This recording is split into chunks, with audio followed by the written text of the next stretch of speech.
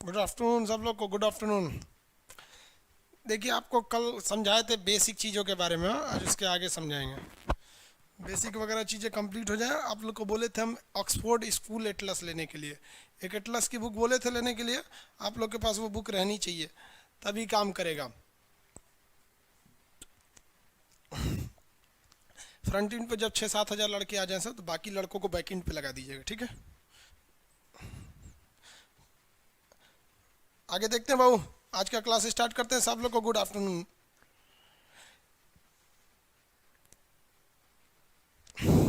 चलिए सब लोग को गुड आफ्टरनून। स्टार्ट करते हैं हम लोग पॉलिटी का क्लास। पॉलिटी का क्लास सुबह चलता है भाई। इसमें पॉलिटी का क्लास से क्या मतलब है, यहाँ स्टार्ट करते हैं हम लोग। देखिए, ये वाला कॉन्टिनेंट कौन सा है? एशिया कॉन्टिनेंट है। दुनिया में कितने महाद्वीप थे? आपको बता दिए थे, 7 महाद्वीप थे। कौन सा डूबा हुआ महाद्वीप था? तो जिलैंडिया महाद्वीप डूबा हुआ था। देखिए, नक्शा के क्लास में पहले धीरे धीरे आपको कॉन्सेप्ट पढ़ना पड़ेगा। शुरुआत के 1 हफ्ते के क्लास काफ़ी धीमे चलेंगे, क्योंकि आपको अभी शुरू शुरू में आइडिया ही नहीं लगेगा। आप लोग के पास वो ऑक्सफोर्ड स्कूल एटलस होना चाहिए, स्कूल एटलस, स्टूडेंट नहीं, स्कूल एटलस होना चाहिए था। वो एटलस अगर नहीं रहेगा तो फिर आपको प्रॉब्लम आएगी। आपको कई बार बोल चुके हैं, आपके पास वो एटलस होना चाहिए। एटलस आपको दिखाई भी दिए थे, कितने लोग लिए हैं लोग उसको। और नहीं लेंगे तो फिर दिक्कत हो जाएगा आप लोग को। ये वाली बुक अगर नहीं लेंगे तो फिर पढ़ेंगे किस चीज़ से? हम तो आपको यहाँ से पढ़ाएंगे, ठीक है। आपको तो ये वाली बुक लेनी ही पड़ेगी ना। ये वाला बुक नहीं लेंगे तो फिर काम कैसे चलेगा?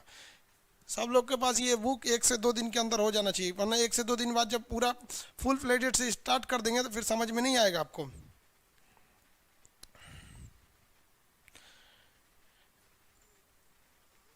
चलिए आगे देखते हैं हम लोग। ऑक्सफोर्ड का है, हिंदी में इंग्लिश दोनों ले लेंगे। कोई कोई एक ले लीजिएगा, कोई भी चलेगा। अगर स्टूडेंट वाला ले लिए हैं, देखिए कोई एक लीजिएगा, ये लेंगे तो ये सस्ता पड़ता है।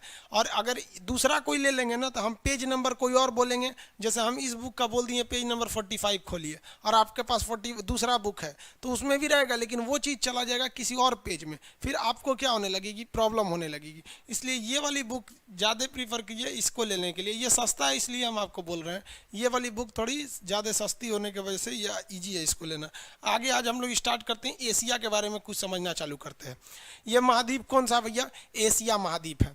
एशिया महाद्वीप में एक सब कॉन्टिनेंट है। एशिया कॉन्टिनेंट के अंदर एक सब कॉन्टिनेंट है जिसे हम कहते हैं उप महाद्वीप। क्या कहेंगे बाबू? उप महाद्वीप के नाम से उसे जानते हैं। अब ये उप महाद्वीप क्या चीज़ होता है? तो किसी भी कॉन्टिनेंट के अंदर का एक ऐसा एरिया जो पहाड़ों से थोड़ा सा कट जाता है, उसे हम सब कॉन्टिनेंट कहते हैं। जैसे यहाँ से यहाँ पर एक पर्वत है जिसका नाम है हिंदू कुश पर्वत। हिंदू कुश पर्वत के इस साइड में रहने वाले लोगों को हिंदू कहा जाता है। इसलिए आप हिंदू को किसी रिलीजन से जोड़ के नहीं देखिएगा।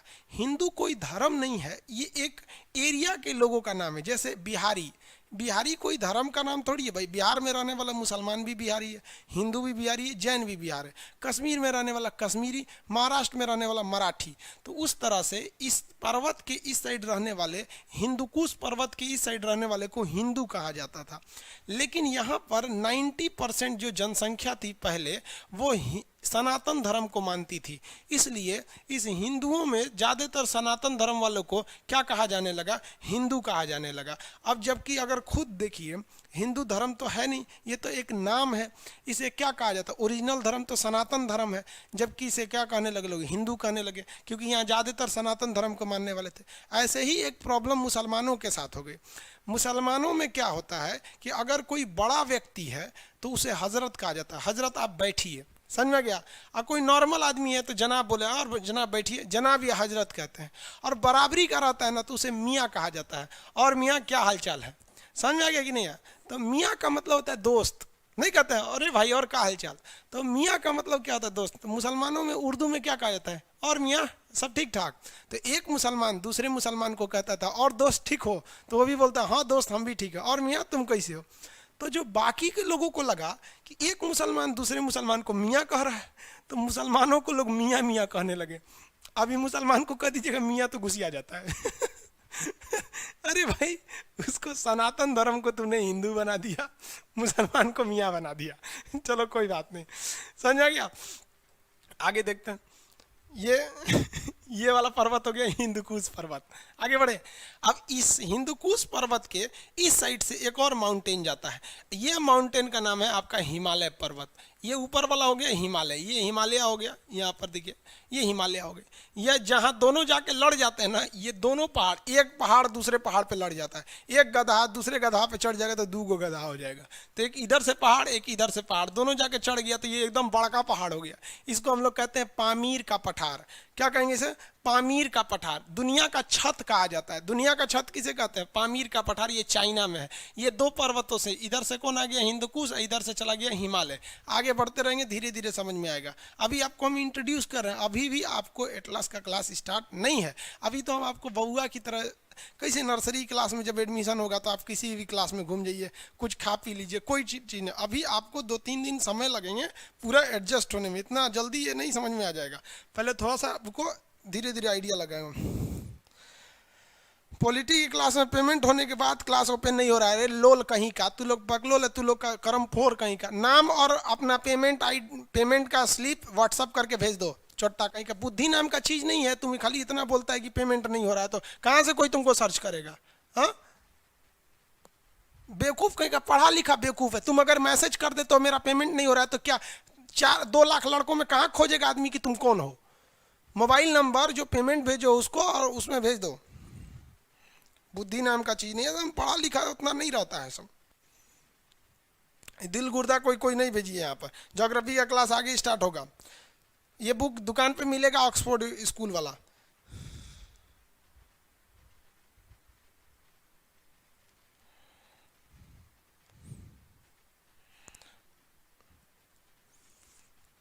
चलिए आप लोग देखिए, कोई डाउट रहे बस वही पूछा कीजिए। बाकी यहाँ पे उल्टा सीधा कमेंट मत पढ़िए, वरना हम कमेंटें पढ़ना छोड़ देंगे। फिर आपको पढ़ाएंगे चले जाएंगे, जिस तरह यूट्यूब पे कैसे आते हैं पढ़ा के चल जाते हैं। इसलिए आप डिसिप्लिन में रहेंगे। ये पर्वत का नाम हो गया हिंदुकुश पर्वत, और ये पर्वत का नाम हो गया हिमालय पर्वत। अब एक म्यांमार के पास यहाँ एक पर्वत है जिसका नाम है आराकाम पर्वत। आराकाम पर्वत हो गया यहाँ पर। बताइए तो भारत को म्यांमार से कौन अलग करेगा? आराकाम पर्वत।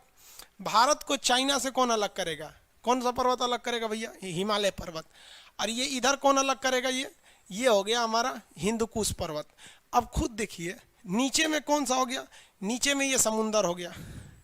नीचे में क्या हो गया? समुंदर हो गया। अब अगर आप भारत में इस एरिया में आना चाहते हैं तो ये एरिया पूरी तरह सेफ है। नीचे से इसकी रक्षा समुंदर कर रहा है, ऊपर से इसकी रक्षा पर्वत कर रहे हैं।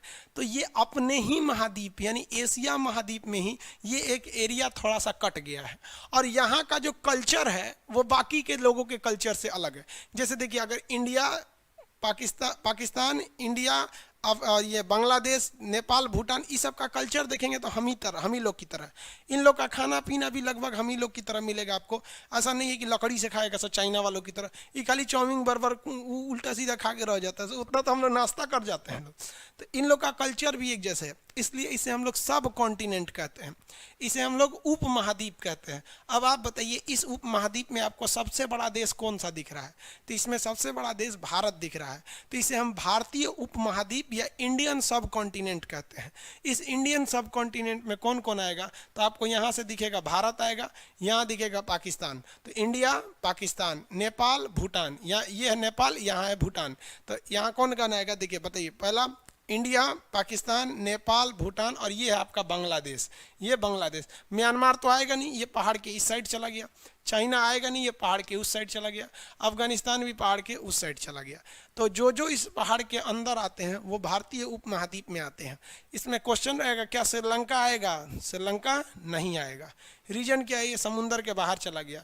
मालदीव आएगा? नहीं आएगा। भारतीय उपमहाद्वीप में श्रीलंका और मालदीव नहीं आते हैं सब। तो भारतीय उपमहाद्वीप में कौन कौन आएंगे? पांचों देश का नाम बताइए। भारत, पाकिस्तान, भारत, पाकिस्तान, नेपाल, भूटान, इधर बांग्लादेश। भारत, पाकिस्तान, नेपाल, भूटान, बांग्लादेश। ये लाइन से याद रहेगा ना? कैसे याद रहना है? देखिए, इसमें पीओके का नक्शा जो है ना थोड़ा सा उधर दिखा दिया है। ये वाला एरिया पीओके है। जब इंडिया पढ़ाएंगे तब बता देंगे पीओके उतना काट लिया था।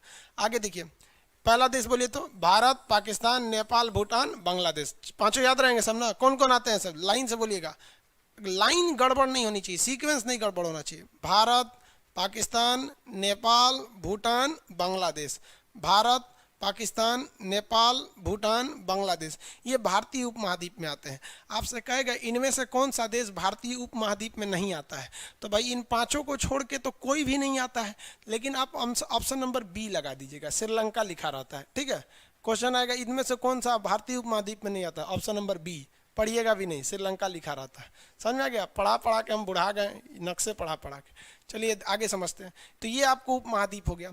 अब हम एशिया महाद्वीप में एंट्री करते हैं, हल्का फुल्का पढ़ते पढ़ते थोड़ा थोड़ा एंट्री करेंगे लोग, डेली डेली थोड़ा थोड़ा, फिर आपको ये टोटल कॉन्टिनेंट महाद्वीप याद हो जाएंगे। एशिया महाद्वीप में उपमहाद्वीप तो ये हो गया। एशिया महाद्वीप में स्टार्ट हम लोग करते हैं तो साउथ से चालू करते हैं। देखिए किसी भी नक्शा को अगर आप लेंगे तो किसी भी नक्शा में नीचे का एरिया जो होता है वो साउथ होता है। ये कौन सा हो गया? साउथ हो गया। नीचे का एरिया साउथ, और ये ऊपर का एरिया नॉर्थ, ये इधर का एरिया वेस्ट, ये ईस्ट, यानी नीचे का एरिया दक्षिण होता है। क्या होता है? दक्षिण होता है। तो समझिए आगे, एशिया के नीचे यानी साउथ एशिया के, एशिया के नीचे यानी साउथ एशिया, एशिया के नीचे क्या हो जाएगा? South Asia. साउथ एशिया के लोगों ने एक एसोसिएशन बनाया। क्या बनाया? एसोसिएशन। साउथ एशियन नेशन ने क्या बनाया? एक एसोसिएशन बनाया। किस लिए एसोसिएशन बनाया?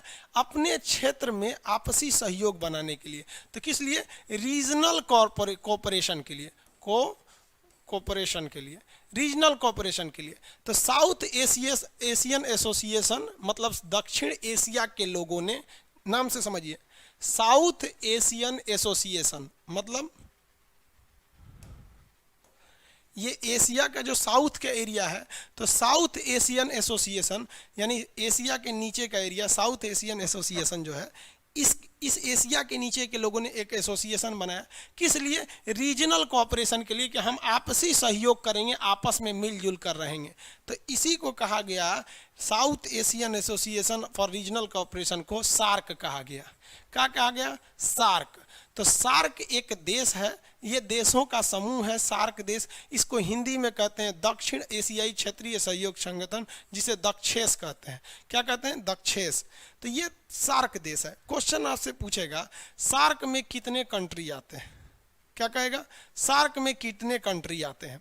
तो सार्क में तो सबसे पहले बताइए, ये एशिया है, तो एशिया का ये दक्षिण वाला एरिया हो जाएगा, ये पश्चिम वाला एरिया हो जाएगा, ये उत्तर वाला हो जाएगा, ये पूरब वाला हो जाएगा। ये पूरब हो गया, ये साउथ यानी दक्षिण हो गया, ये वेस्ट यानी पश्चिम हो गया, ये उत्तर हो गया, नॉर्थ हो गया। अब आपके मन में तो एक सवाल है कि भाई अगर ये बोल रहा है कि साउथ एशिया, तो ये वाला पार्ट तो आएगा नहीं, ये तो वेस्ट एशिया में आ जाएगा। कहेगा ईस्ट एशिया, तो ये तो ईस्ट एशिया में आ जाएगा। नॉर्थ एशिया, तो ये तो उसमें चला जाएगा, है कि नहीं? साउथ एशिया में यही सब आएंगे, सब साउथ एशिया। तो जो साउथ एशियन एसोसिएशन है उसमें कौन आएगा? यही सब आने वाले हैं सब। अब इस साउथ एशियन में 8 देश आते हैं। जिनको 8 देश याद नहीं है ना, उन्हें ये बहुत अच्छे से याद हो जाएगा। जो अपने को होशियार समझेगा वो जिंदगी भर होशियारे रह जाएगा। बकलोलई का काम मत कीजिएगा, चुपचाप शांति से पढ़ते रहिएगा। आप कमेंट में, चैट में वही लिखिए जो आपको प्रॉब्लम है।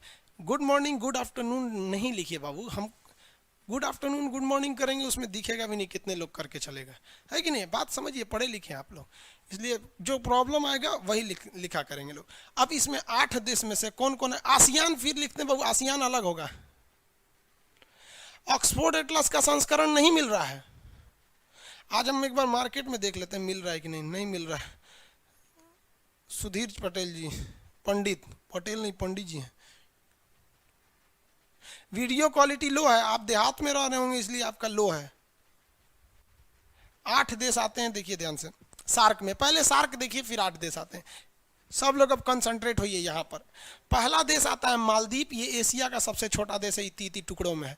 इतना ना टुकड़ों में बटा हुआ है कि इसका कोई हिसाब ही नहीं है। सार्क देश एकदम टुकड़ों में है। मालदीव, मालदीव को अगर आप देखेंगे तो ये समुद्र में बहा हुआ दिखेगा। इसकी जो तटरेखा है समुद्र में मालदीव की, वो इतना नीचे है समुद्र में मालदीव की, आप देखेंगे समुद्र में ये लगता है जैसे डूब जाएगा मालदीव। अगर हम यहाँ मालदीव दिखाएं आपको समुद्र में, तो ये मालदीव लगेगा आपको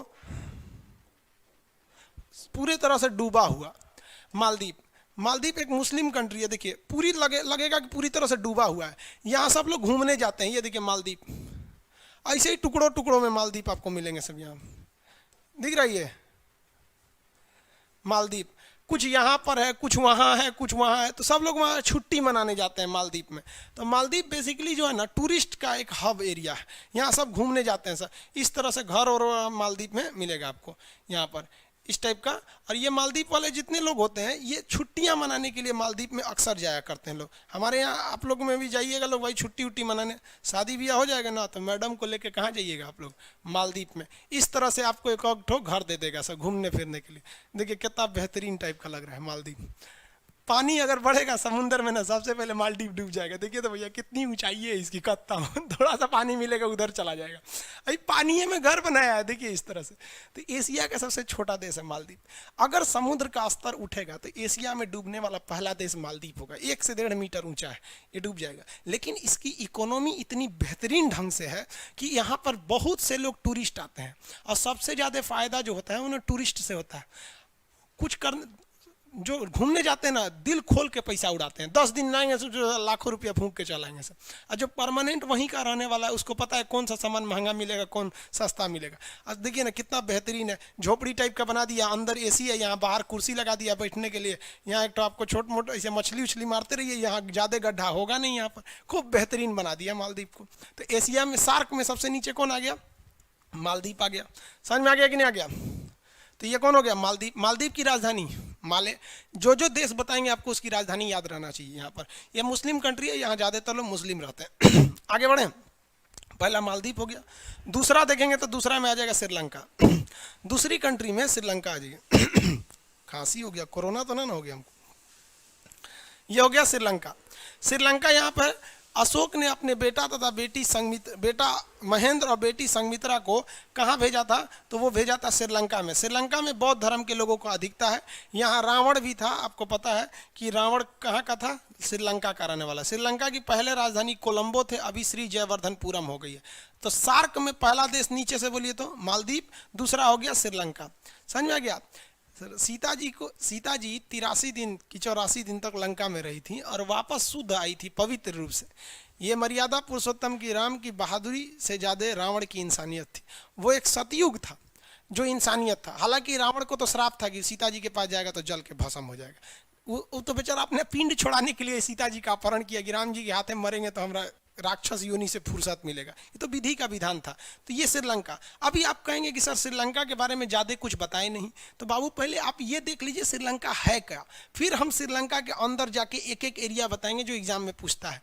पॉइंट पेड्रो क्या है, एलिफेंटा क्या है, यहाँ पर आपकी महावली गंगा क्या है, हम्बन टोटा क्या चीज़ है, ये सारी चीज़ों आपको बताएंगे। लेकिन एक दिमाग में पहले रफली आइडिया रहना चाहिए। अब जैसे हम आपको बता दें जर्मनी क्या, पता नहीं इसमें जर्मनी है क्या। अभी आप देखे होंगे ना आर्मेनिया के जहाज को मार के गिरा दिया, तुर्की ने गिरा दिया यहाँ पर। तो पहले आपको वहाँ पता तो रहना चाहिए। आपको यूट्यूब पे अभी वीडियो डालेंगे शाम को रात में कि आर्मेनिया के जहाज को मार के गिरा दिया, तो नक्शा में पता रहेगा, तब ना पता चलेगा कि भारत से कितना दूर है आर्मेनिया, किसको ज़्यादा खतरा है इससे। तो ये श्रीलंका दूसरा हो गया। उसके बाद इंडिया को आपको हम लगभग 1 महीना पढ़ाएंगे इंडिया के बारे में, तो इसलिए इंडिया के बारे में अभी ज़्यादा डिटेल से नहीं, अभी पूरे वर्ल्ड को देखते हैं। पहला देश बोलिए, मालदीव, श्रीलंका, भारत। पहला मालदीव, श्रीलंका, भारत। भारत के बाद पाकिस्तान, ये भी साउथ एशिया में आता है। ये भी किस में आता है, साउथ एशिया में। पाकिस्तान के बारे में भी डिटेल से बताएंगे। अभी पहले देश का नाम याद रखिए। कितने देश हो गए सब, 4। पहला मालदीव, श्रीलंका, भारत, पाकिस्तान। इसके बाद आता है अफगानिस्तान। अफगानिस्तान भले किस में नहीं आता है, मतलब सब कॉन्टिनेंट में नहीं आता है, लेकिन ये एशिया के दक्षिणी भाग में ही स्थित है। ये इसको एशिया का दक्षिण एशिया कहते हैं। देखिए ना नीचे स्थित है। इसमें पहला बोलिए मालदीव, श्रीलंका, भारत, पाकिस्तान, अफगानिस्तान। मालदीव, श्रीलंका, भारत, पाकिस्तान, अफगानिस्तान। ये चारों याद रहेंगे, फटाफट बोलिए 5 ठो। मालदीव, श्रीलंका, भारत, पाकिस्तान, अफगानिस्तान। यहाँ हो गया अफगानिस्तान। इधर देखेंगे नेपाल, भूटान, नेपाल, भूटान, बांग्लादेश, नेपाल, भूटान, बांग्लादेश, नेपाल, भूटान, बांग्लादेश। चलिए याद हो गया आपको कितने देश हैं, 8। पहला, आंख बंद करिए सारे लोग, अकेले में बैठ के पढ़िएगा, अब बोल बोल के पढ़िएगा वरना याद नहीं होगा नक्शा। पहला मालदीव, श्रीलंका, भारत, पाकिस्तान, अफगानिस्तान, नेपाल, भूटान, बांग्लादेश। अगर ऐसे याद करेंगे ना तो अगर गलती से कोई एक देश भूल भी गया ना तो आपके दिमाग में रहेगा। आप लोग गलती कैसे करते हैं, 8 देश पता है कितने हैं, याद कैसे करेंगे, नेपाल, श्रीलंका, भूटान, कहेंगे ले कौन छूट गया, पते नहीं चला।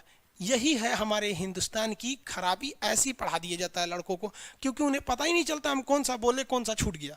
लाइन से बोलना है आप लोग को, लाइन से बोलिए फटाफट, कमेंट करके लिखेंगे। कमेंट में देखें केवल पहला अक्षर, जैसे एम से मालदीव, श्रीलंका, इंडिया, पाकिस्तान, अफगानिस्तान, नेपाल, भूटान, बांग्लादेश, हो गया। ऐसे एक एक अक्षर करके लिखते चलिए, फटाफट कमेंट करके बताएंगे।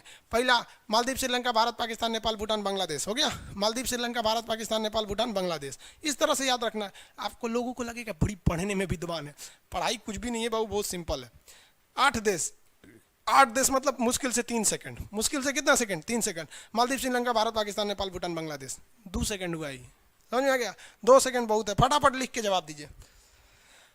Very good. मालदीव, श्रीलंका, आप पहला अक्षर भी लिखेंगे तो चलेगा, लेकिन सीक्वेंस गड़बड़ नहीं होना चाहिए, सीक्वेंस गड़बड़ नहीं। मालदीव, श्रीलंका, अरे पहले एल कौन देश है भैया, इसमें एल लिखते हैं,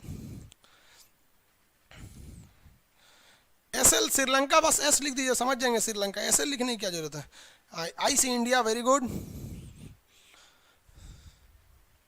बहुत अच्छा, ऐसी जवाब आना चाहिए। देखिए इस तरह से जवाब आता है ना तो लगता है चलो पढ़ाना साक्षर हो गया। यहाँ पे ये जितने लोग फ्रंट इंड पर है, 6000 से ज़्यादा लड़के फ्रंट इंड पे हैं। और बैक इंड वालों का जवाब क्या है, बैक इंड वाले पे देखेंगे, बैक इंड वाले, बैक इंड पे जितने ज़्यादा लड़के हैं सबको बैक इंड पे भेजिएगा। हाँ श्याम लाल जी आपका, चलिए बाबू अफगानिस्तान सब कॉन्टिनेंट में नहीं आएगा, लेकिन वो हमारे सार्क में आ जाता है, ठीक है। बैक इंड वाला कह रहा है सर हम लोग क्या पैसा नहीं दिए, अरे भाई सब लोग पैसा दिए हैं, लोग लोड के हिसाब से होता है ना, बैक इंड और फ्रंट इंड ये सब लोड के हिसाब से होते हैं। चलिए ऐसा ऐसा नहीं है, पूछ रहा है सर हम लोग बैक इंड वाले हैं, मतलब हम लोग किसी काम के नहीं है भाई, सब लोग काम के हैं, बैक इंड सर्वर तगड़ा होता है। आगे बढ़े, ये दिल बना के मत भेजो भाई, सबसे नफरत है। देखो भाई एक से एक कमेंट करते हैं। तिवारी जी देखिए, अनूप तिवारी जी हैं, ये क्या किया पता है, ये लड़का देखो कितना बदमाश है, ये सारे देश का नाम नहीं लिखा है, सारे देश का झंडा बना भेजा है। अरे तिवारी जी, अरे बाप रे, सब झंडा बना भेजा है। याद हो गया ना, अगर आपसे कोई पूछता है सार्क में कितने देश आते हैं, तो अगर आपने नाम बना दिया ना 8 के ना, कभी भी अगर किसी ने बोल दिया कि 8 है, सार्क में 8 देश हैं, बता देते ना, जान ले लेंगे हम उसका वहाँ पे। अगर कोई आपसे पूछता है कितने देश हैं, तो आप बोलिएगा हम बोलते हैं तुम गिन ले, समझ में आ गया कि नहीं। तब आपको पता चलना चाहिए खान सर का स्टूडेंट है, एकदम पहचान है, अलग पहचान है कि खान सर के पास पढ़ा है, कहीं और पढ़ा है, पूछिएगा सार्क में कितने देश, अगर कह दिया 8, समझ जाइएगा हमारे पास नहीं पढ़ा है। और अगर बैक इंड वाले भी ध्यान देंगे लोग, सब लोग, अगर मान लीजिए पूछ रहा है कि सार्क में कितने देश हैं, अगर कह दिया हम बोलते हैं कि मालदीव, श्रीलंका, भारत, पाकिस्तान, नेपाल, भूटान, बांग्लादेश, समझिए अरे बाप रे बाप, हमसे सीनियर है, खान सर के पास पहले पढ़ लिया, समझा गया। कितने देश, 8, कितने देश, 8। 2 सेकंड में बोलिए। अगर आप क्लास में बैठे हैं, कहीं भी बैठिए, रूम में जगह नहीं है, बाथरूम में मोबाइल लेके चलिए, उसी में बैठल रहिए। लड़का सब लड़की से बतियाता है ऐसे ना, तो बाथरूम में चल जाता है, टोटिया खोल देता है, उसमें भर भर भर आवाज करते रहता है, अंदर बतियाता है, हाँ हाँ कैसी हो, ओ लोल कहीं का, वैसे घुस जो कहीं, बोलो फटाफट अपने जहाँ पे हैं वहाँ बोलिए, मम्मी को सुनाइए, पापा को सुनाइए, बोलिए, ताकि लोगों को लगे कि हाँ लड़का पढ़ रहा है। ऑनलाइन को आप ऑफलाइन बना दीजिए, समझ में आ गया कि नहीं। ऑनलाइन को क्या बना दीजिए, ऑफलाइन, जहाँ है वहाँ क्लासरूम की तरह रहना चाहिए। क्या चीज़ है, मालदीव, श्रीलंका, भारत, पाकिस्तान, नेपाल, भूटान, बांग्लादेश, मालदीव, श्रीलंका, भारत, पाकिस्तान, नेपाल, भूटान, बांग्लादेश, याद हो गया। मालदीव, श्रीलंका, भारत, पाकिस्तान, बांग्लादेश, मालदीव, श्रीलंका, भारत, पाकिस्तान, अफगानिस्तान, नेपाल, भूटान, बांग्लादेश, 8।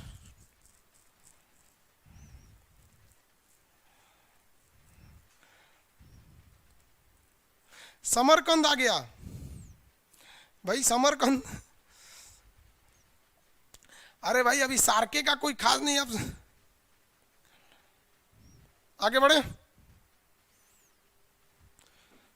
चलिए देखिए यहाँ पे वो बफरिंग कर रहा है क्या, नहीं ना, दोनों का देखते रहिएगा, बैकएंड पे ज़्यादा ध्यान दीजिएगा, उस पर लड़कों का लोड ज़्यादा है। अब एक काम करते हैं, अब थोड़ा सा हम लोग ना इन सब के, इन 8 के बारे में कुछ डिटेल से जानकारी ले लेते हैं कि भूलेगा नहीं। हम कहते हैं कि 8 भूल जाएगा, लेकिन हम ऐसा काम करते हैं कि भूलवे नहीं करें। जैसे आप किसी रेलवे स्टेशन पे गए, वहाँ हजारों लोग मिलते हैं, लेकिन कुछ लोग याद रह जाते हैं, कुछ नहीं याद रहते हैं। आप चाहते हैं कि हमको कोई ना भूले तो कुछ ऐसा कांड कर दीजिए कि ना भूले, जैसे उसको बुला के एक लोटा खेखार थूक दीजिए मुंह में भचाक से, आपको नहीं भूलेगा वो। मतलब कुछ भी कीजिए लेकिन उसके साथ कुछ घटना होनी चाहिए। इन सब से घटनाओं को हम याद कर लेते हैं। चलिए थोड़ा शीत युद्ध के बारे में आपको ले चलते हैं। देखिए ये जो जगह है ना श्रीलंका, ये काफ़ी महत्वपूर्ण जगह है। इस श्रीलंका के नीचे का एक बंदरगाह है जिसका नाम है हम्बन टोटा। अब आपको ये श्रीलंका पूरी दुनिया में भी पता होना चाहिए कि वर्ल्ड का अगर नक्शा देखेंगे तो श्रीलंका कहाँ मिलेगा। हाँ, वर्ल्ड के नक्शा में श्रीलंका देखिए, ये वाला देखिए। वर्ल्ड जब नक्शा खुलता है ना तो इस पर कोई भी चीज़ क्लियर नहीं दिखती। इतना छोटा नक्शा में पूरा दुनिया को हटाएंगे तो क्लियर कैसे होगा। तो ये आपके अंदाजा पे डिपेंड करता है। देखो बाबू, ये है श्रीलंका, यहाँ ध्यान दे श्रीलंका। अब कंसेप्ट समझिए जो हम समझाने जा रहे हैं। ये है हमारा प्यारा हिंदुस्तान, ये हमारा हिंदुस्तान हो गया। और ये देखिए ये यूएसए, यूएसए हो गया, ये पहली दुनिया में आता था। ये सोवियत संघ रूस, रसिया, पुराना नाम सोवियत संघ, रसिया। यहाँ पर बात समझो बाबू, जब 1945 में द्वितीय विश्व युद्ध खत्म हुआ, सेकेंड वर्ल्ड वार जब खत्म हो गया था, तो सेकेंड वर्ल्ड वार खत्म होने के बाद इन लोगों में आपसी वर्चस्व की लड़ाई चालू हो गई, हम पावरफुल या तुम पावरफुल। अब इसे कहा गया शीत युद्ध या cold war. Cold war America और रूस के बीच में लड़ी गई एक ऐसा वार था जिसमें ये दोनों एक दूसरे पर एक भी गोली नहीं चलाएं, लेकिन पूरी दुनिया में गोली चला दिया सभी सब, खुद एक भी नहीं चलाया। ऐसा रूस चाहता था हम पावरफुल बन जाए, अमेरिका चाहता था हम पावरफुल बन जाए। रूस चाहता था दुनिया हमारे साथ आ जाए, अमेरिका चाहता था हमारे साथ आ जाए। जो लोग अमेरिका के साथ गए वो कहलाए पहली दुनिया के देश, जो रूस के साथ गए वो कहलाए दूसरी दुनिया के देश। अब जो अमेरिका का साथी था, मान लीजिए यहाँ से कोई कोलंबिया अमेरिका का साथी, तो रूस ससुरा इसको मारता था। अब देखिए, इसको मारता तो कहलाता वार, इसको महानाया तो कहलाया कोल्ड वार। मतलब यहाँ मारता तो युद्ध, ये हो गया शीत युद्ध। शीत युद्ध का मतलब ये नहीं कि ठंडी के दिन में लड़ाई लड़ा है। शीत युद्ध का मतलब है कि तुमसे जो जो रहेगा हम उससे नफरत करेंगे। आप देखिएगा घर में, आप हिंदुस्तान में बड़ी ज़्यादा शीत युद्ध होता है। मान लीजिए कि हमारा किसी व्यक्ति से झगड़ा है और हम किसी शादी में गए और वो व्यक्ति उस शादी में आ जाएगा ना तो हम वहाँ नहीं जाएंगे। अरे मतलब है हमसे ना झगड़ा है, उससे क्या मतलब है तुम्हें। तो इसे कहते हैं शीत युद्ध। तो शीत युद्ध चल रहा था। अमेरिका चाहती थी पूरी दुनिया मेरे साथ आ जाए पहली दुनिया में, रूस चाहता था पूरी दुनिया मेरे साथ आ जाए दूसरी दुनिया में। जवाहरलाल नेहरू बड़ी होशियार कहा कि हम कोनों में नहीं रहेंगे, हम तीसरी दुनिया में। तो इसने एक अलग से संगठन बना दिया जिसे कहा गया नॉन एलाइजिंग मूवमेंट। क्या कहा गया? Non aligning movement, NAM. आगे बताएंगे NAM, non aligning movement NAM कहा गया। समझ में आ गया? तो इसमें हम किसी के साथ नहीं है, इसे कहते हैं गुट निरपेक्ष, नॉन एलाइजिंग, हम किसी में नहीं है। तो भारत तीसरी दुनिया में था। अब देखिए रूस के साथ एक खराबी समझते चलिए। रूस के साथ खराबी क्या है कि ऊपर का ये एरिया जो है बर्फ से ढक जाता है, तो ये एरिया में बर्फ भयानक पड़ती है। आपको बताए हैं यहाँ ठंडा क्यों पड़ता है, क्योंकि सूर्य की किरणें नहीं जाएंगी, ये शीत कटिबंध में आ जाएगा, टुंड्रा और टैगा में। इसलिए रूस का ऊपर का बंदरगाह पानी से जम जाएगा और रूस ठंड के दिन में ऊपर से नहीं जा सकता है। और लड़ाई के मैदान में जब भी काम आती है तो नौसेना काम आती है। दूर की लड़ाई में, दूर मान लीजिए यहाँ से यहाँ जाना है तो पायलट थोड़े ना लड़ पाएगा। सोच रहा वहाँ से जहाज पायलट भरेगा, एक दिन 8 घंटा लगेगा इसको यहाँ जाने में।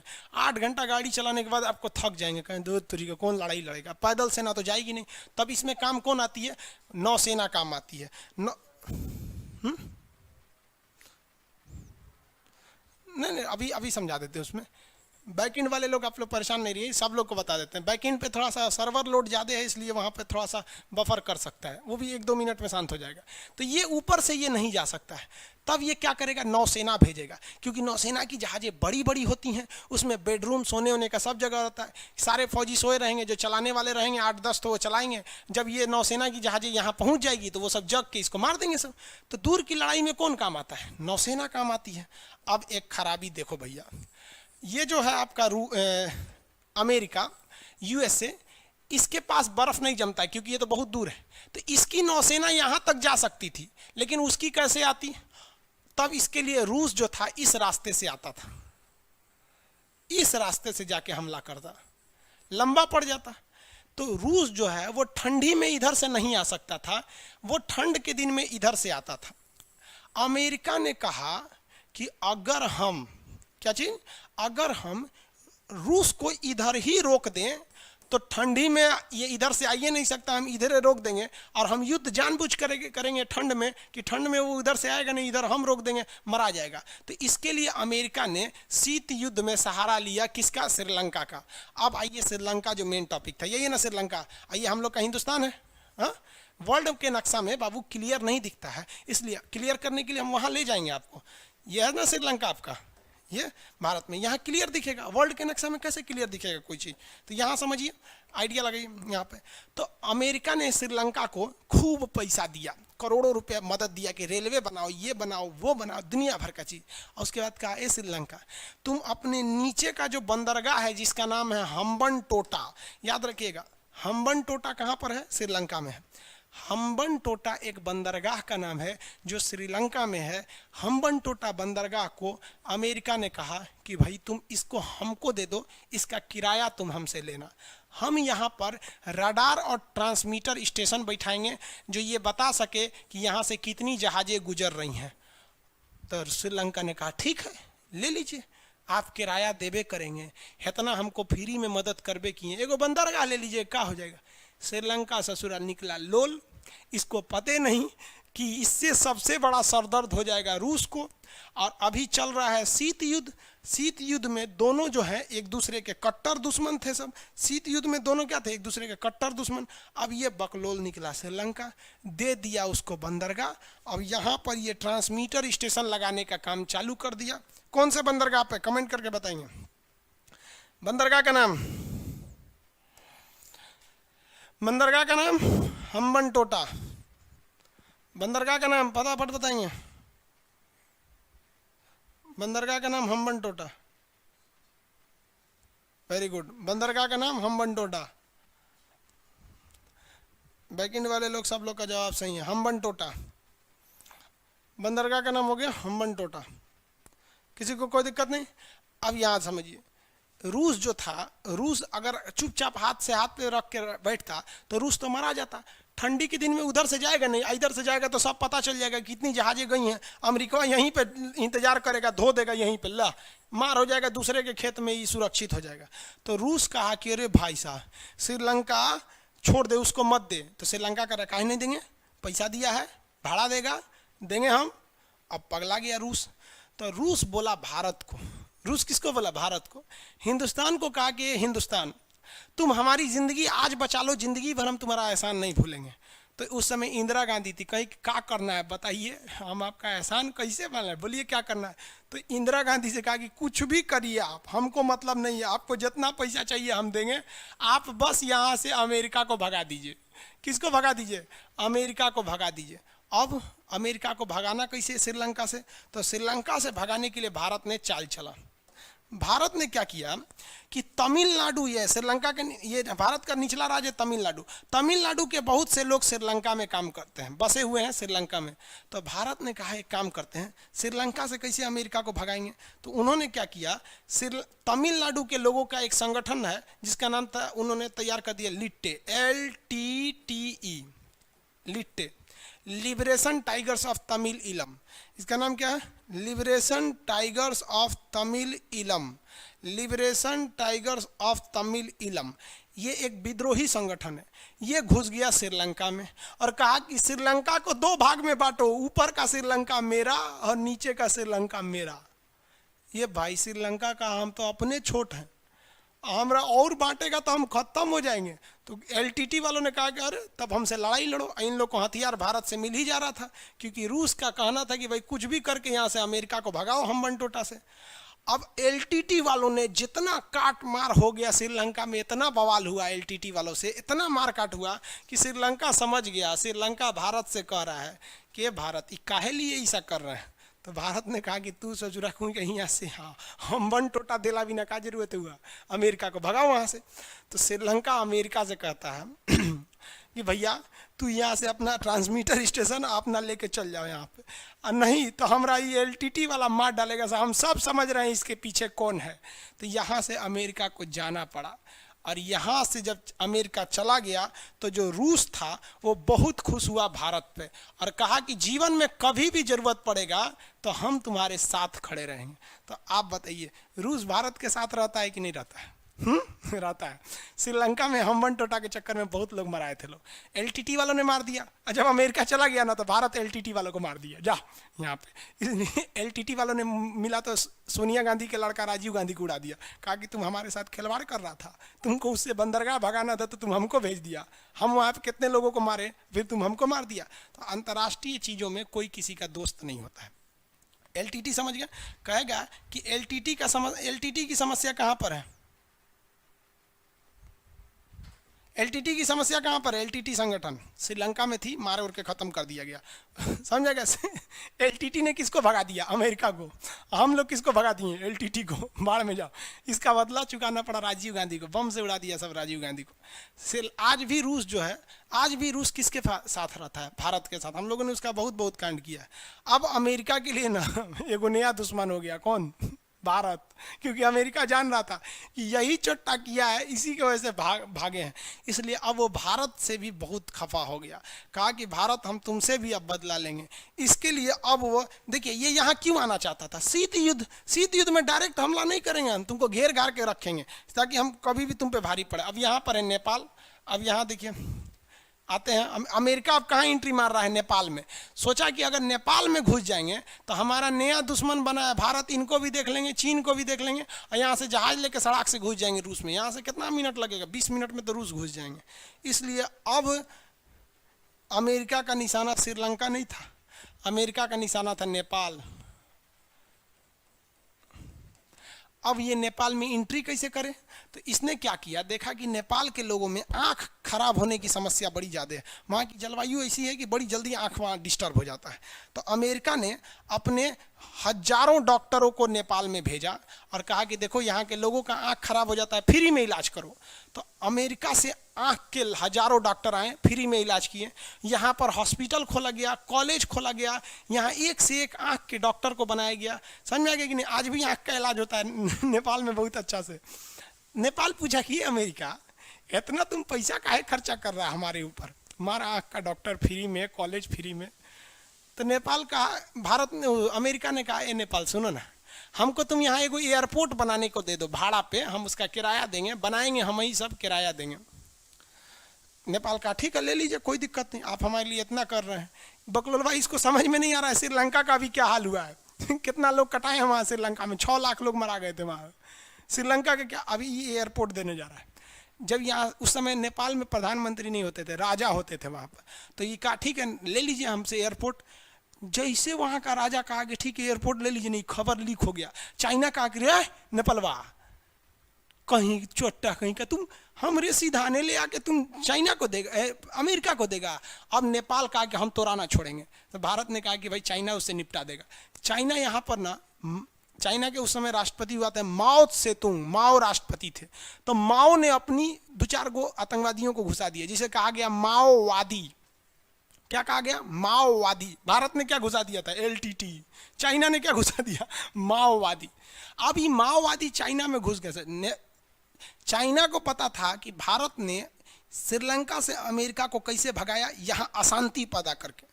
तो ये भी कहा कि हम भी नेपाल में अशांति पैदा कर देंगे, नेपाल अपने कहेगा अमेरिका चल जाइए वरना हमारी शांति भंग हो जाएगी। माओवादियों को घुसा दिया और माओवादियों को चाइना ने हथियार दिया, मार धड़ाधड़ माओवादी नेपाल में मारने लगे। तो कहते यहाँ राजा नहीं रहेगा, यहाँ हमारा शासन रहेगा। राजा कहा कि दे तरीके एगो एयरपोर्ट के चक्कर में हमारा कुर्सी चल जाएगा। तो अमेरिका से कहा कि भैया अपना एयरपोर्ट यहाँ से लेके चल जाइए। तो अमेरिका कहे कुछ नहीं होगा, हम हैं ना। कहा कि चुपचाप चल जाइए यहाँ से, न तो हम आप रहेंगे हम नहीं रहेंगे। तो अमेरिका यहाँ से भी चला गया। अमेरिका का दुश्मनी उस समय भारत से भी हो गया, चाइना से भी हो गया, रूस से तो पहले ही दुश्मनी था। अभी बताइए इसमें बेचारे नेपाल के लोग मारा गए माओवादी के चक्कर में। ये इसका मेन कारण क्या था? Cold war. देखिए अमेरिका ने रूस पे एक भी गोली नहीं चलाया, ना रूस ने अमेरिका पे चलाया। लेकिन देखिए श्रीलंका में 6 लाख लोग मारा गए, नेपाल में भी कई लाख लोग मराए थे लोग, इसी माओवादी के चक्कर में हजारों लोग मारे गए थे वहाँ पे। यहाँ से चला गया। लेकिन भारत देखिए, भारत ने एलटीटी को खुद खत्म किया था। और चाइना इतना बड़ा खच्चर है, माओवादी भेज के खत्म नहीं किया। नेपाल क्या किया? माओवादियों को इंडिया में घुसा दिया, ये नक्सलवादी बन गए सब यहाँ आके। ये शीत युद्ध का नतीजा हम लोग झेल रहे हैं। समझ में आ गया कि नहीं आ गया? आगे बढ़े। इसके बाद अमेरिका कहा अब कहाँ जाए, तो अमेरिका पाकिस्तान में घुस गया। पाकिस्तान उसको सेना का अड्डा दे दिया वहाँ पर। अब पाकिस्तान सेना का अड्डा दे दिया, पाकिस्तान को कौन समझाएगा यहाँ पर? पाकिस्तान सेना का क्या कर दिया, उसको अड्डा दे दिया। अब याद रहेगा आप लोग को श्रीलंका, हम्बनटोटा बंदरगाह कहाँ है? श्रीलंका में। सार्क में कितने देश? 8। सार्क में कुल देशों की संख्या कितनी है? 8 देश आते हैं सार्क में, याद रहेगा ना? सार्क में कितने देश आते हैं? 8। 8 के नाम मालदीव, श्रीलंका, भारत, पाकिस्तान, नेपाल, भूटान, भारत, पाकिस्तान, अफगानिस्तान, नेपाल, भूटान, बांग्लादेश। समझ में आ गया कि नहीं आ गया? किसी को दिक्कत? 8 देश। हम्बनटोटा बंदरगाह श्रीलंका में है। अभी रफली हम आपको बता रहे हैं, अभी श्रीलंका भी नहीं बताएं क्योंकि आप लोग के पास नक्शा ही नहीं है श्रीलंका का। आगे बढ़े। LTT,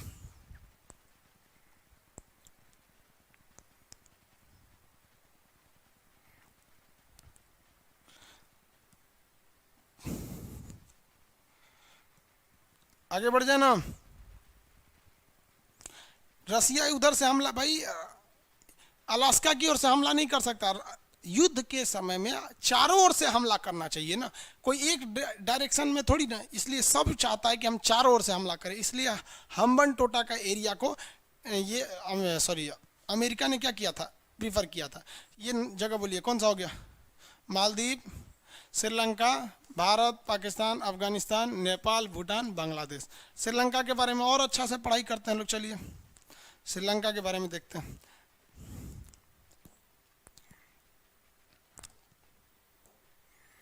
देखिए श्रीलंका का आकार जो है ना आंसुओं की तरह, ये शेप में श्रीलंका। श्रीलंका पे भी पहले ब्रिटेन का अधिकार था। श्रीलंका जो था पहले वो ब्रिटेन का गुलाम था।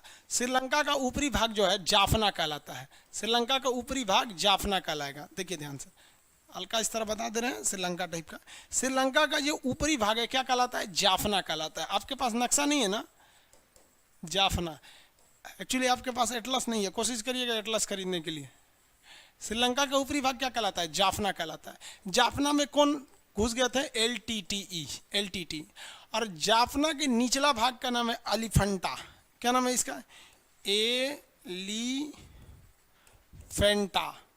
एलिफेंटा पास। यहाँ पर पहाड़ों के बीच एक दर्रा है। देखिए 2 पहाड़ों के बीच के पतला रास्ता को दर्रा कहा जाता है, चौड़ा रास्ता को घाटी कहा जाता है। तो एलिफेंटा पास, ये क्वेश्चन कई बार पूछा है कि एलिफेंटा पास किस देश में? श्रीलंका में। एलिफेंटा पास के ऊपर वाली जमीन को क्या कहते हैं? जाफना कहते हैं। जाफना को अलग करने की लड़ाई कौन लड़ रहा था? आपका LTT लड़ रहा था। यहाँ का सबसे ऊपरी बिंदु क्या है? Point Pedro. क्या है? Point Pedro. क्वेश्चन पूछेगा इनमें से कौन सा देश भारत में, इनमें से कौन सा जगह भारत में नहीं है? आप ऑप्शन डी लगा दीजिएगा। क्या लगाएंगे? Option D. ऑप्शन डी पे लिखा रहता है point Pedro. Point Pedro Jaffna का भाग है। किसका भाग है? जाफना। तो जाफना से 3 क्वेश्चन पूछेगा। जाफना कहाँ है? श्रीलंका के ऊपरी भाग में। जाफना का ऊपरी बिंदु क्या कहलाता है? पॉइंट पेड्रो कहलाता है, जो भारत में नहीं है। उसके बाद और क्वेश्चन पूछेगा जाफना और श्रीलंका का मेन अलग करने वाला कौन सा दर्रा है? एलिफेंटा दर्रा है। किसी को कोई दिक्कत नहीं। श्रीलंका का निचले बंदरगाह का नाम क्या है? हम्बनटोटा। बंदरगाह का नाम क्या है भैया? हम्बनटोटा। श्रीलंका का निचला बंदरगाह का नाम हम्बनटोटा। किसी को कोई दिक्कत नहीं। श्रीलंका के इस साइड में इसकी राजधानी है श्री जयवर्धनपुरम। पहले राजधानी थी कोलंबो, अभी राजधानी क्या है? श्री जयवर्धनपुरम। श्रीलंका की वर्तमान राजधानी श्री जयवर्धनपुरम। श्रीलंका हम लोगों से ज़्यादा चाय को दूसरे देशों को बेचता है, लेकिन हम लोगों से ज़्यादा वो चाय उगाता नहीं है। देखिए हम लोग जो हैं चाय बहुत ज़्यादा मात्रा में उगाते हैं, लेकिन उससे भयानक पी जाते हैं। घर में कोई घुसा, चाय पिलाओ जी, लगता है जैसे चाय पीने के लिए आया। कुछ अरे चाय पी लीजिए, क्या चाय पी लीजिए, घुसते ससुराल चाय पी लीजिए। ससुराल, नैहर, सौतन के घर, कहीं घुसिए, हाँ कौन जी चाय पीजिए। तो भाई हम लोग छोड़ते कहाँ हैं, डकच जाते हैं पूरा चाय। श्रीलंका के लोग चाय नहीं पीते हैं, इसलिए वो लोग चाय को दूसरे देश को निर्यात कर देते हैं। श्रीलंका के नीचे का बंदरगाह का नाम हम्बनटोटा। श्रीलंका की वर्तमान राजधानी कोलंबो है। श्रीलंका की वर्तमान राजधानी कोलंबो। अब एक चीज़ समझिए, श्रीलंका और भारत के बीच में जो समुद्र है वो बहुत पतला है। श्रीलंका और भारत के बीच में जो समुद्र है ना बहुत पतला है। देखिए दिखा देते हैं। अब ये दिखेगा नहीं, आप लोग को ज़्यादा चौड़ा कर देंगे तो। यहाँ दिख रहा है श्रीलंका। तो ये समुद्र जो है ना बहुत ही पतला है, यहाँ पे पानी वाली जहाज नहीं जा सकती है। अब ये इसे लोग कहते हैं आदम ब्रिज, इसी को कहते हैं लोग राम सेतु। समझ में आ गया। ईसाई और मुस्लिम परंपरा के हिसाब से यहाँ से आदम गए थे और हिंदू परंपरा के हिसाब से यहाँ से राम जी गए थे, तो इसे राम सेतु या आदम ब्रिज कहा जाता है। इसको ना गड्ढा नहीं है, इसलिए यहाँ से अगर जहाज को जाना है तो श्रीलंका हो के जाता है, या इधर से किसी जहाज को जाता है तो ये श्रीलंका पार करके जाता है। जबकि अगर ये गहरा होता तो इतना लंबा दूरी नहीं तय करनी पड़ती, हम लोग यहीं से इस साइड में जा सकते थे। तो कहा जाता है कि इसको गहरा कर देना चाहिए। अब कुछ लोग इसका विरोध करते हैं कि राम जी के आप पुलवा तोड़ना चाहते हैं। अरे भैया हम काहे तोड़ना चाहते हैं, उसके बीचवा में से एगो पतला तनी सा गली बराबर रास्ता निकालना चाहते हैं ताकि उधर से जहाज चल जाए। दिक्कत समझिए क्या है कि कुछ लोग देश को किस तरह से चौपट कर रहे हैं। ये हम्बनटोटा बंदरगाह जो है वर्तमान समय में चाइना ले लिया है। अभी हम्बनटोटा बंदरगाह किसके कंट्रोल में आ गया है? चाइना को। चाइना क्या करता है, दूसरे देश को इतना ज़्यादा कर्जा दे देता है कि वो कभी भी उस कर्जा से बाहर नहीं आ पाते हैं। तो ये चाइना के कंट्रोल में है। अब युद्ध की स्थिति में आप बताइए, आपकी मान लीजिए इधर आपकी जहाज़ें मारी गई, तो आप इधर से जहाज लेके जाइएगा इस साइड में, तो यहाँ से तो चाइना बैठा हुआ यहीं धो देगा आपको। तो यहाँ हमको ज़रूरत पड़ेगी ना एक बाईपास रूट इधर से। तो यहाँ लोग कह रहे हैं कि नहीं राम जी का पुल है। अरे भाई राम जी का पुल थोड़े, वो तो लाने के लिए गए थे। समझे कि नहीं समझे। अब इसके चक्कर में अब आप बताइए इसको गहरा करना चाहिए कि नहीं। तोड़ने की बात थोड़ी है भैया, पूरा राम सेतु इतना बड़ा है, इसमें पूरा थोड़ी ना, थोड़ा सा एरिया को बस गहरा करना है ताकि यहाँ से जहाजें निकल सके लो। लेकिन जानते हैं ना, नेताओं को एक बहाना चाहिए, कैसे भी एक बहाना दे दो ताकि वोट मिल जाए। क्योंकि धर्म के नाम पर वोट मांगना बहुत ही आसान होता है। उसके बाद जाति के आधार पर मांग लीजिए, उसके बाद विकास के आधार पर। जनता भी विकास के नाम पर वोट नहीं देती है और जनता नेताओं को गरियाती है। अरे बाबू तुमको जाति के हिसाब से वोट दिया था तो क्या विकास मिलेगा? जाति मिल रहा है तुमको। तो ये गड्ढा करना चाहिए, क्योंकि युद्ध की स्थिति में ये बहुत घातक हो जाएगा। हम यहाँ से जा नहीं पाएंगे। समझ में आ रहा है कि नहीं आ रहा? किसी को कोई दिक्कत नहीं है यहाँ पे? आगे बढ़ जाए। श्रीलंका समझ में आ गया। श्रीलंका किस चीज का निर्यातक है? श्रीलंका निर्यात किस चीज का करता है? चाय का। श्रीलंका पहले किसका गुलाम था? ब्रिटेन का। निचला बंदरगाह का नाम हम्बनटोटा। वर्तमान राजधानी श्री जयवर्धनपुरम।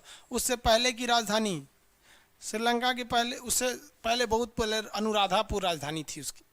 उससे क्या मतलब है? श्रीलंका की सबसे बड़ी जो नदी है उस नदी का नाम है महावली गंगा। नदी का नाम क्या है? महावली गंगा। महावली गंगा। महावली गंगा श्रीलंका की सबसे लंबी नदी महावली गंगा। श्रीलंका की सबसे बड़ी नदी है महावली गंगा। ठीक है, आप लोग का कल इसका PDF लोड कर दिया जाएगा और कल आप लोग एटलस जरूर लेके रखेंगे लोग। एटलस में क्या है कि आप किसी और भी कंपनी का अगर एटलस लेंगे तो केवल पेज नंबर का डिफरेंस रहता है, तो ढूंढने में थोड़ा आपको टाइम लग जाएगा। जैसे अभी मान लीजिए ऑक्सफोर्ड वाले में पेज नंबर 47 पे है श्रीलंका, और आप कुछ और ले लेंगे तो वहाँ श्रीलंका कहाँ रहेगा, फिर आपको ढूंढने में प्रॉब्लम होगा। बस इसीलिए कर रहे हैं, और कोई प्रॉब्लम नहीं है। सबसे लंबी नदी महावली गंगा। कौन सा दर्रा है? एलिफेंटा दर्रा। सबसे ऊंची बिंदु यहाँ पे पॉइंट पेड्रो। ऊपर का राज जाफना। कौन से संगठन? LTT। समझ में आ गया आप लोग को? श्रीलंका के बारे में कोई दिक्कत नहीं है।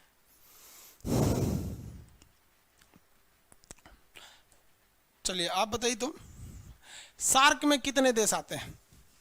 8 आते हैं। 8 के नाम ये देखिए। अब सार्क देखिए तो बिल्कुल साउथ में मिलेगा। ये एशिया है ना, एशिया के बिल्कुल साउथ में मिलेगा। ये क्या कहलाएगा? सार्क। और सार्क से थोड़ा ईस्ट में जाएंगे ना तो ये मिल जाएगा आसियान। ये क्या है? आसियान एसोसिएशन ऑफ, देखिए एसोसिएशन मतलब ग्रुप, साउथ ईस्ट एशिया। देखिए साउथ में भी है और ईस्ट में भी है। ईस्ट मतलब पूरब, तो पूरा तरफ पूरब में नहीं है, ये तो पूरा पूरब में हो जाएगा। वो कह रहा है साउथ में भी नहीं है। क्या कह रहा है? South east Asia. South east Asia. तो देखिए ये साउथ हो गया, ये ईस्ट हो गया, तो बीच में यही ना होगा। साउथ ईस्ट एशियन नेशन है सर। नेशन मतलब देश। इन लोग का एक संगठन है, इसे कहते हैं आसियान। तो आसियान में 10 देश आते हैं। तो ये देखिए ये सार्क हो गया, ये आसियान हो गया, ये ईस्ट एशिया हो गया, ये सेंट्रल एशिया हो गया। यहाँ पे ऐसे एशिया खत्म हो जाता है। अभी धीरे धीरे आगे बढ़ेंगे लोग। आप लोग समझ में आ गया इसको? आज के लिए इतना ही रहने देते हैं, क्योंकि एक ही बार में नक्शा ज़्यादा पढ़ लेंगे तो दिक्कत हो जाएगा। पहले धीरे धीरे स्पीड बढ़ाएंगे लोग, 1 हफ्ता तक। इस हफ्ते तक धीरे धीरे ही चलेगा। समझ में आ रहा है कि नहीं आ रहा आप लोगों को? किसी को कोई दिक्कत नहीं है?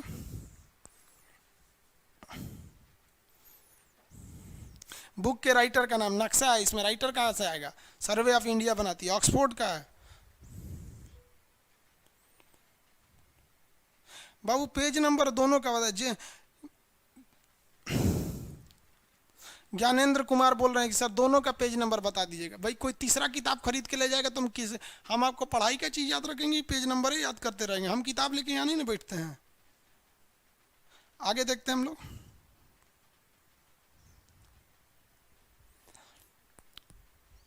मेरे पास स्टूडेंट एटलस है, जिसके पास है उसको खरीदने की जरूरत नहीं है।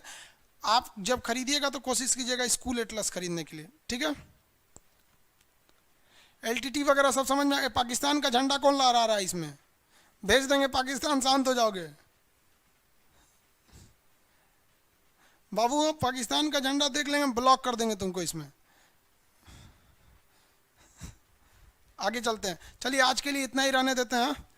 अब नेक्स्ट क्लास में करेंगे, धीरे धीरे समझना। आप लोग को ना पहले एक बार में एक ही बार में 25 गो देश याद कराएंगे तो नहीं हो जाएगा, आपको पूरी दुनिया याद हो जाएगी। अब आपको काम क्या है कि अपने पड़ोस वड़ोस में जो भी मिले उसको क्या करना है, पढ़ा देना है। कहना है कि इधर इधर तो हम सार्क देश बताते हैं, आपके पास नक्शा रहना चाहिए, उससे आपको एटलस में उसको सार्क देश याद करा दीजिए। कितने देश हैं? 8। कौन कौन? कैसे बोलिए? कह सुन सार्क में जानते कितना देश? कितना? मालदीव, श्रीलंका, भारत, पाकिस्तान, अफगानिस्तान, नेपाल, भूटान, बांग्लादेश। जो हो गया यहाँ पे। इतना भयानक पढ़िए ना कि आपका पड़ोसी डर जाए, वो डर के मारे पढ़ाई छोड़ दे। तो उसको लगना चाहिए ना कि भाई छोड़ देगा पढ़ाई तो आपके लिए कॉन्फिडेंस हो जाएगा, कंपटीशन आराम हो जाएगा। समझ में आ रहा है ना? अब नेक्स्ट क्लास में कल मिलेंगे। ओके, आज के लिए इतना ही। जय हिंद।